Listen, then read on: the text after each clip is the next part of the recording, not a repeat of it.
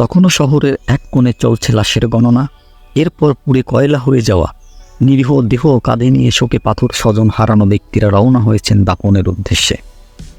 বিভিন্ন গণমাধ্যমে ঘুরে বেড়াচ্ছে মৃতের সর্বশেষ তালিকা। এর মধ্যেই শহরের আরেক প্রান্তে তরুণীদের বিট বক্স ও র্যাপ সঙ্গীতে মাতিয়ে যাচ্ছেন বলিউডের জনপ্রিয় র্যাপার বাদশা।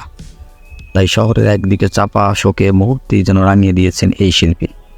মার্চের প্রথম দিন পূর্বে ঘোষণা অনুযায়ী বাংলাদেশের কনসার্ট করতে আসেন বাদশা। ঠিক তার একদিন আগে 29শে ফেব্রুয়ারি ঢাকার বেইলি রোডে ঘটে ভয়াবহ অগ্নিকাণ্ড, যে ঘটনা এখন পর্যন্ত প্রাণ হারিয়েছেন 46 জন সাধারণ মানুষ। রাজধানীর ICBC এক্সপ্রো জোনে আয়োজিত এই মিউজিক ফার্স্ট সিরিজের ওপেন অ্যাওয়ার্ড কনসার্টে অংশ নেন বাদশা ও তার দল। এবারই তার প্রথম বাংলাদেশ সফর। আগে থেকেই তাই কনসার্টটিতে নিয়েছিল ব্যাপক প্রচারণা।